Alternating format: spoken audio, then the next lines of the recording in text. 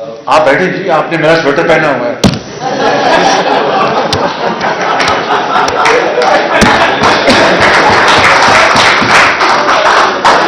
آپ تشریف رکھیں, مہربانی.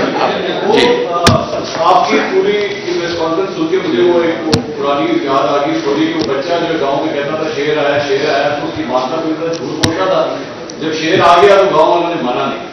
تو آپ کی صورت سے لگا کہ عمران خان صاحب نہیں اس نے بات پوری کر لوں نا. جب شیر آ گیا نا تو انہوں نے پوچھا کہ ہن کی کرنا, ان کا شیر آ گیا ہن میں کی کرنا.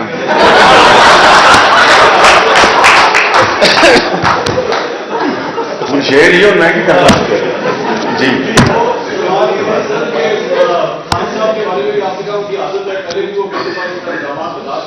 کون جی؟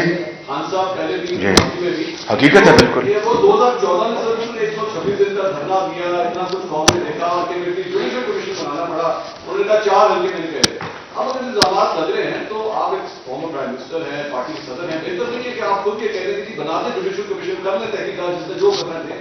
جی خان صاحب گزارش یہ ہے کہ میں نے جو خان صاحب کی بات کی ہے وہ حقائق پر مبنی کی ہے. یا تو مجھے کہہ دیں میں نے کوئی اپنا ان کے اسٹے آرڈر ان کے خلاف نہیں دیا گیا کاؤنٹنگ کے اوپر, اور بعد میں آپ نے دیکھا وہی حلقہ انہوں نے 10,000 ووٹ, پہلے 40,000 سے جیتا, پھر اس کے بعد 11,000 ووٹ دوبارہ جیتا انہوں نے.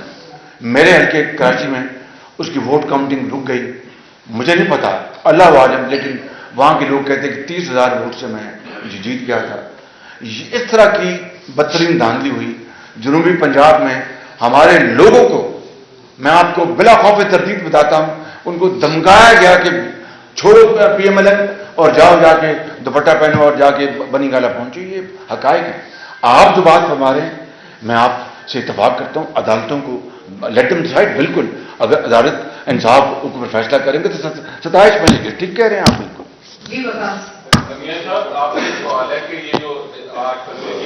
لیکن وہ شیر والی بات میں نے مکمل اس لیے کی کہ آپ نے آدھی بات سنی.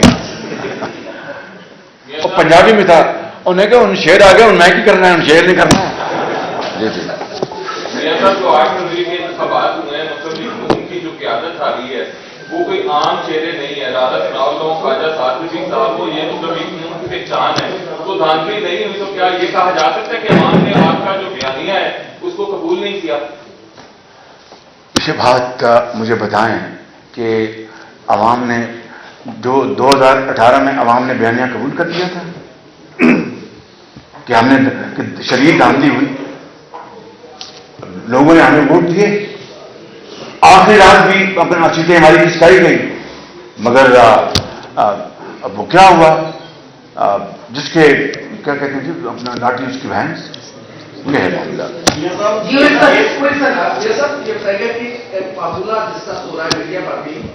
جی یہ آپ کا فارمولہ ہے؟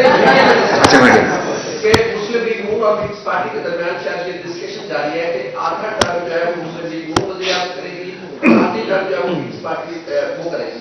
اس میں حقیقت کیا ہے, ایکچوئل حقیقت کیا ہے؟ میں آپ کو ایک دل کی بات کروں, مجھے کوئی ٹرم نہیں چاہیے, مجھے پاکستان کی خوشحالی کی ٹرم چاہیے بس.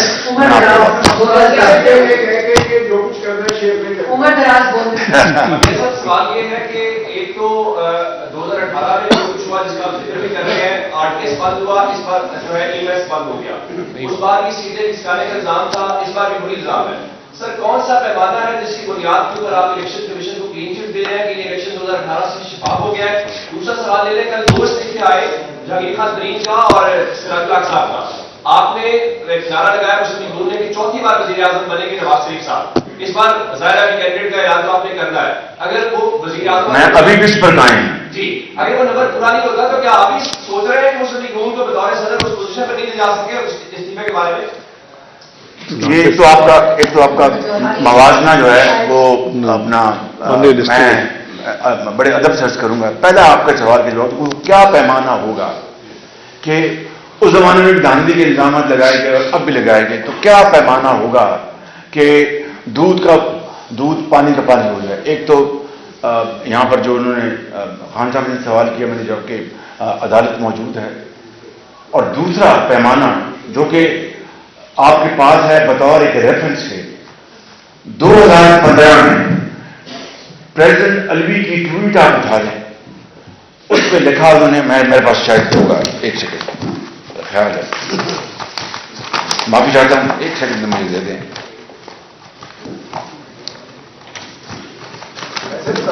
जी, उन्होंने ये कहा,